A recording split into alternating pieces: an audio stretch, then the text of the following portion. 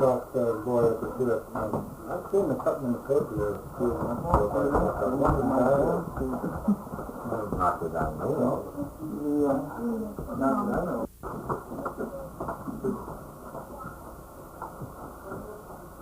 Old man Ferguson, he's still living in it. He must be up in years. Oh, Gunner? Yeah. What's that, he was his brother in finally, your brother was poor. He did? A couple of years ago. Oh, he's a friend, been here for longer than I have. I saw Hattie at the Albertson's new market there, and she was in that big crowd. Went up there and said, "Hi, Hattie." "Hi, how are you?" "Fine." Gee, about 107 or 107 years old. Yeah, old Dan. Yeah, he was listening to bicycle. He was listening to one. Huh? He was listening to bicycle. Yeah. Bicycle built for two? You see him coming riding into oil on these days.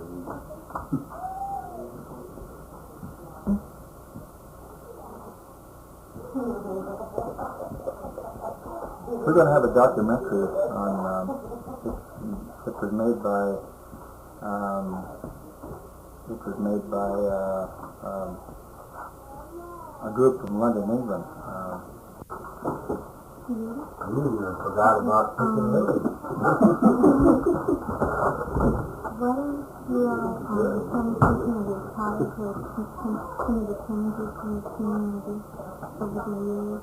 I'm looking around for Easter eggs, but I can't find any. Well, I was born and raised here,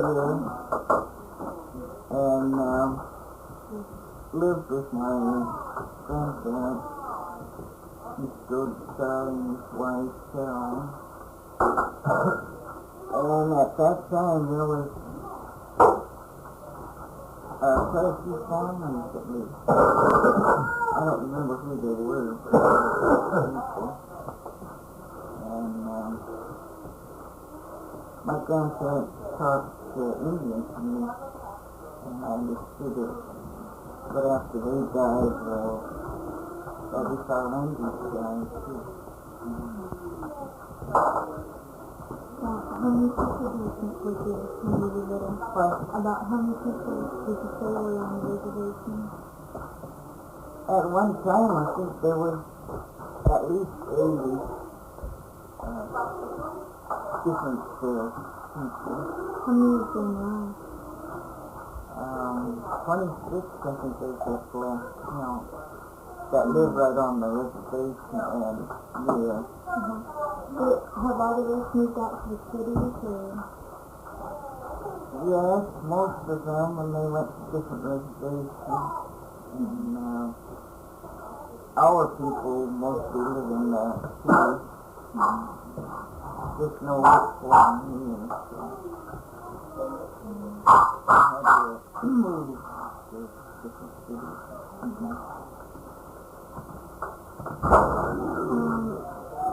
That's a question for you now. Could you tell me something of your childhood? Well, when I could first remember what was going on, I was brought up here on the Shoalwater Reservation. Although I was born in Hokiam, I lived here for the first 8 or 9 years of my life. I went to school here down before we had a bus before we had bus service here. Well, some of us used to have to walk to school, which would be about 2.5 miles down to school, and we'd have to walk back. A little bit later on, we did have people that took us to school. My early childhood here was a pleasant one, a good one, and the one that I look back on now as being a lot better than it is today. We used to dig mud clams out here. We'd go hunt ducks out here. We'd go back into the hills back here and peel cascara bark. That was our way of earning a little money for our subsistence. Really, we lived off the land. The mud clams, the ducks, the deer back here was adequate for our subsistence as far as that was concerned. I moved away here I might say that my parents moved away in the early 30s, 31, 32.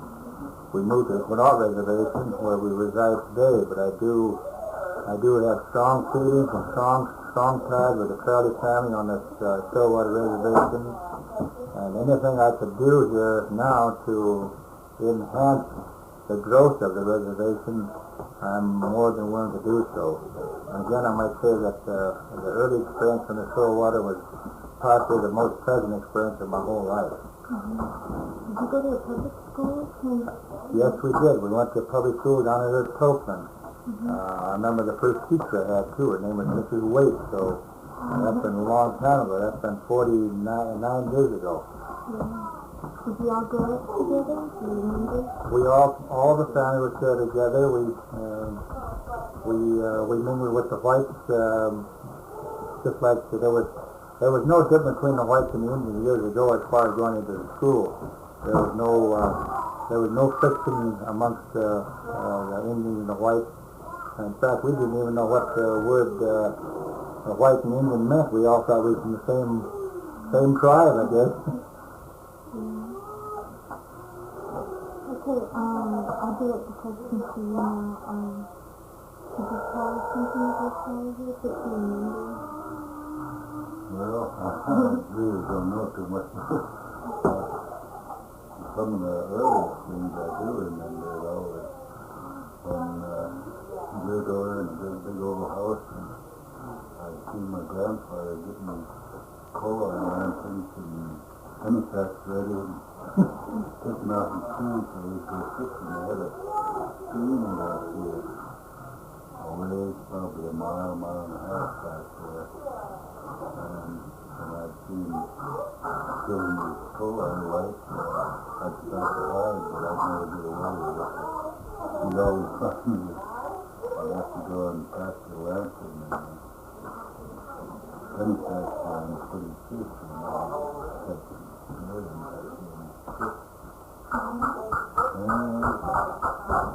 just last week, sadly, from young on, we just had a fish, and that's how we rolled it. Hello,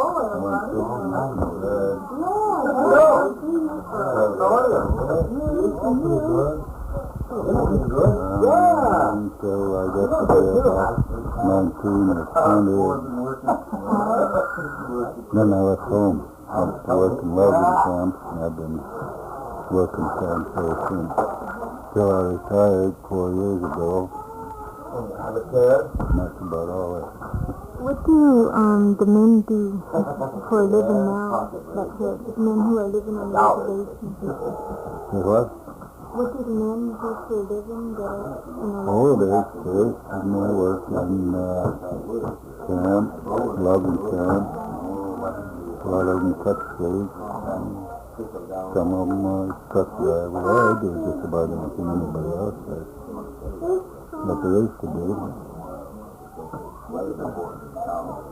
Yeah, I guess that's about it.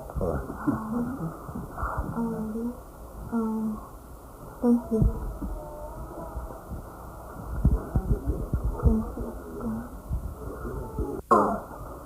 Special type of person that believes in what the old people tell them, and it is a head guess that has been in the family for over 100 years. And when old people tell you that they think that maybe that head guess better be taken out of the light of its usefulness, that's what we've done. My mother donated to a museum. They felt that, and only an Indian can understand what I'm saying, that bonnet has outlived its usefulness. So therefore it was given to a museum for display purposes only. So we recognize when our old people tell us something that we adhere to it.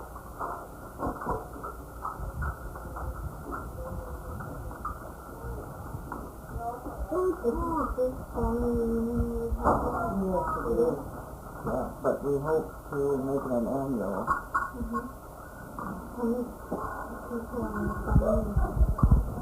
How many people on the family?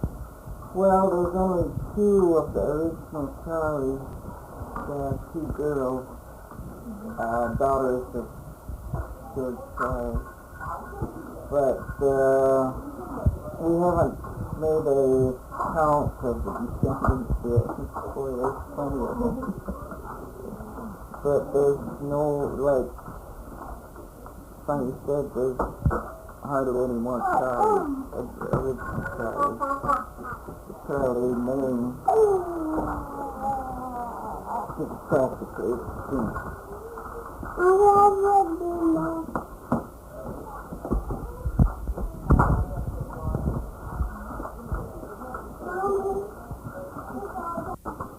I was gonna drive up in that black time, look and see these boats in the street, and they're there. That's the end up. Is that the lighthouse doing? No, that's gone for 10 years. Yeah, that's 1920 and 29, there was people up here. Big high sand hills there. Little creek used to go south fishing, Indian Creek. the sand hill used to be, that sand hill at time was 150 feet high, just pure sand, you know. Yeah. Now it's all gone. It must have been, it must have been from where the road is now, it must have been 3 miles at least. Yeah. To where the ocean beach was. It's all gone now. But you say, the old people say that the white man didn't use it well, the Indians are taking it back, so this is... Well, you were graveyard out there as well. Well, we used to take plans all the time in the early days. We go out there and any time of the year and dig our plans. That's one thing that we could do without having to get permission from the... We had that right to go out and dig any time we wanted to. Mud plans. What kind of houses did you live in back in the old days? What kind of house? Yeah, what kind of... Were they... They're regular houses. Big. All of us. Live together. They had a roundhouse kind of thing? No, Rental homes. Down the road. something like this, only it had an upstairs. Like, had to go outside and Pump water. There was no traditional homes for traditional buildings. No. Because I noticed down here they had that little picture on the museum. That might have been similar houses they had in the old days. well, Oh, only Like it's commercialized down here. real Indian house that I could remember. They had a big old smokehouse over here someplace, and it was all dirt floor, but otherwise it was a wooden building just like they are now. so they had a long house out Yeah, here. it was a long house, but it was just like somebody's home too. Practically like this, only lot larger, longer and higher. No, this wasn't even higher. It was pretty hard. I can remember that. But I know several families lived in each house. I read in that article, the introduction, that there was something about the legend of the salmon people. I wouldn't know anything about that. Irene or Nina Plum would probably know. Do you know? No, I don't know that. So, my grandfather told me a lot of legends, but it's been so long ago I can't remember any of them. Well, we're naturally recognized as salmon-eating people anyhow, you know, and that's the reason that in the 1855 treaties they included a lot of the reservations in the different areas that didn't sign treaties. The fact that they didn't sign treaties, they were allowed to go to the bigger reservations and settle there. and even give land there, such as 80 acres of land. And we were commonly known as the fish-eating people. Well, I think that salmon people came out when Harlan Plum wrote that story about when we came down on the Columbia River. Mm-hmm. And then my grandfather got drowned out in the mouth of the Quinault River, and Harlan said that he went back to the salmon people. Oh, there's something that Harlan... Yeah, Harlan wrote that. Which is a thought in his mind. I might add too that a week before our grandfather died, whose name was George Allen Charlie, he predicted that he would be gone within a week or 10 days, and he made that statement at a great big dinner up in La Push just before Christmas, and he drowned December 27th, 1935. But he did predict that he would be gone, and that he'd go back, that they wouldn't see him anymore. I remember seeing his gift on the table that morning, and when I took a look at that gift that morning, I had a kind of had a sad feeling, and I didn't even know that he had went down to the Market River where he was gift netting, and he ate his last meal in my mother's house, whose name is Nina Charlie Bumgarner. And I got word about half an hour later that he had went out the ocean, and we all went down to the mouth with the 2 lakes in. But he predicted his own death. Well, he came back to the reservation in spirit the night before he drowned, because we heard him come in the front door, and he sat down on the rocket chair. With his spirit. George Charlie was a person that was a public relations person, if that's the way you want to put it. In other words, he took good tidings, good feeling to every place he went. He was a person that could go before large groups of people and speak. He could speak intelligently to them on most any subject. And I might add, just a few years ago, a white man from Oysterville, which is just across the bay here, without any knowledge of myself or any of these people here, he wrote us a letter saying that he wanted to come back and honor the late George Charlie, which is what he did. This man is now in his 90s. His name was Charles Anderson from Oysterville. And I might add too that we went to our grandfather's grave over here, and Charles Anderson went and spoke to Chief George Chehalis on top of his grave, thanking him for the good tidings he brought to his people, to his white friends. He never recognized the color of your skin, just because of the color of your skin. He didn't recognize that as being an obstacle to being good friends with anybody. So that was the kind of person George Charlie was, and we all kind of looked at him as kind of the symbol of good tidings. That's how we looked towards our grandfather, because he was just that.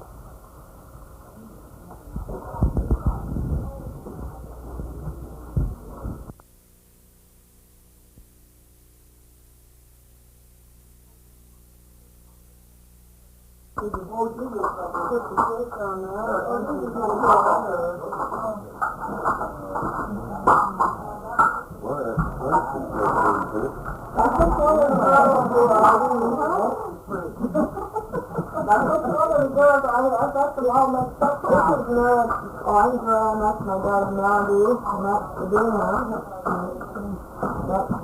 And that's Doc. That's Doc, yeah. Obama? Is that the second Obama? Mm-hmm. Well, maybe it's going to take time. Maybe you put this in the brother. Huh?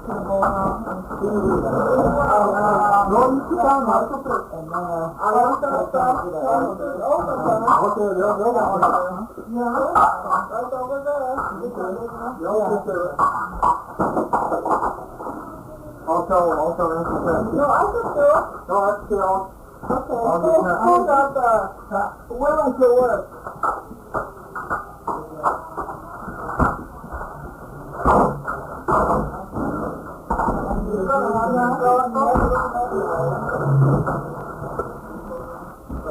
Yeah, she got a boat,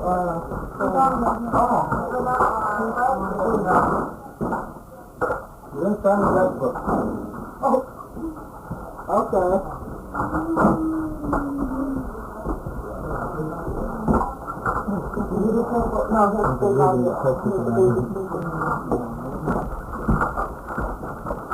No, that's the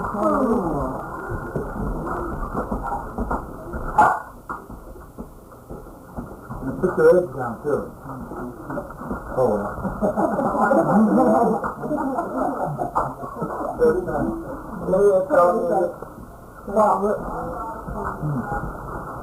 This is our guest of honor. What is my book? Oh, you got your back. Good. Oh, that's it. Sam or Put it over here.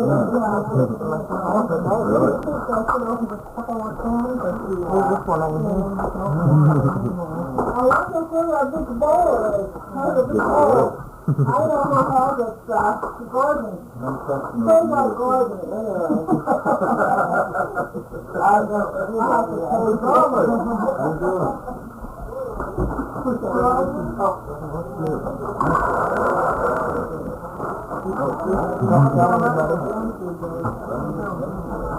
We have Canada around here. We just hometown. Hometown? Really?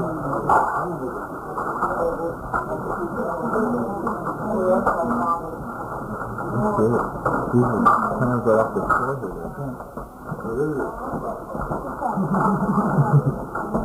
You can get the nose on. Oh, well, I'm going to be in case you can find the brother. No, I could get it over here, but he's coming with me.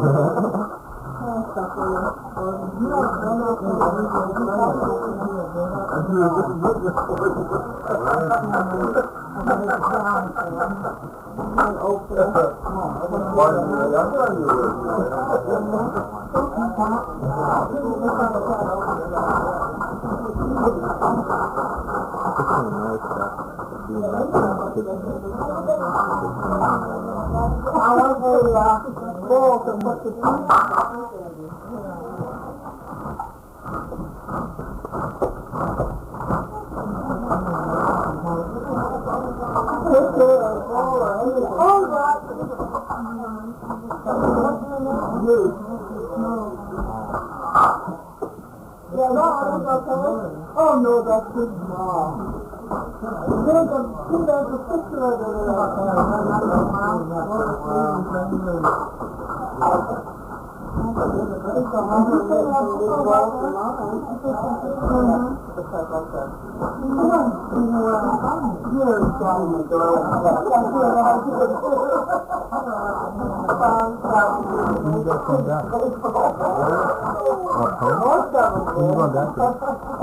Tomorrow afternoon, probably.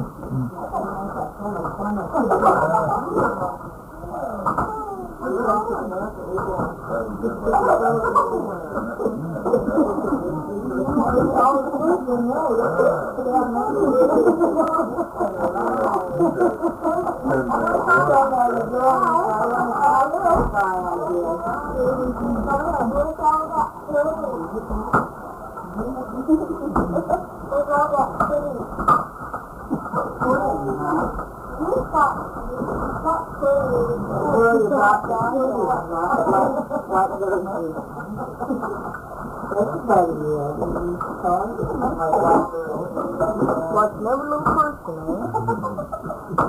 Well, a lot of time I think you'll just be must have been little baby you had done. First, you know, Pop. You know, Pop? No. In Willapa. You know, for my first one, Pop? You get them not now? You know, you can jump well more.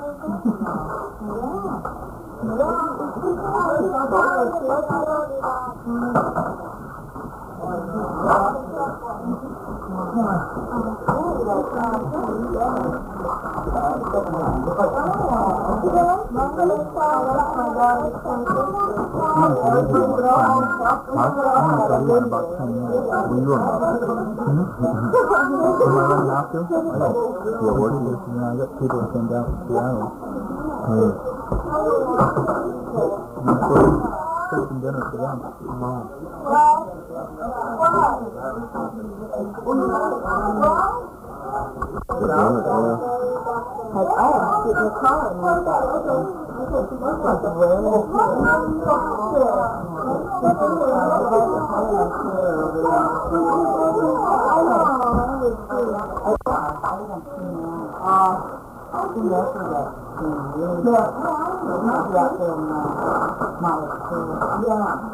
Because this is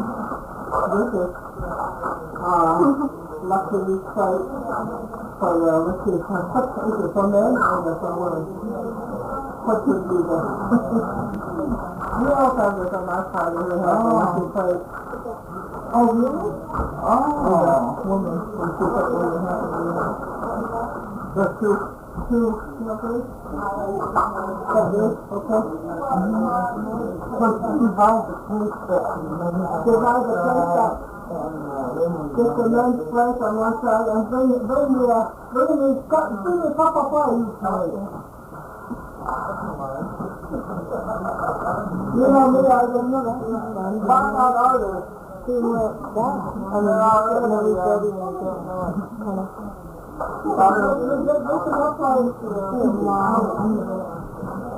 You took on that pretty lady. You just walk out. Oh well, let's come back in. Okay,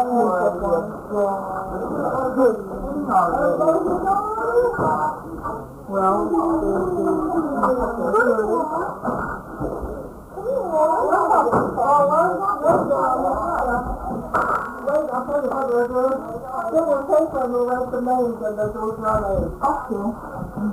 So they just take and write our names because that's very easy. Oh, yeah, very easy. Yeah, we'll just draw names. Just some paper with our names. Is this small? No, how many? Probably going to walk out. Did everybody sign? No, I don't know. How many?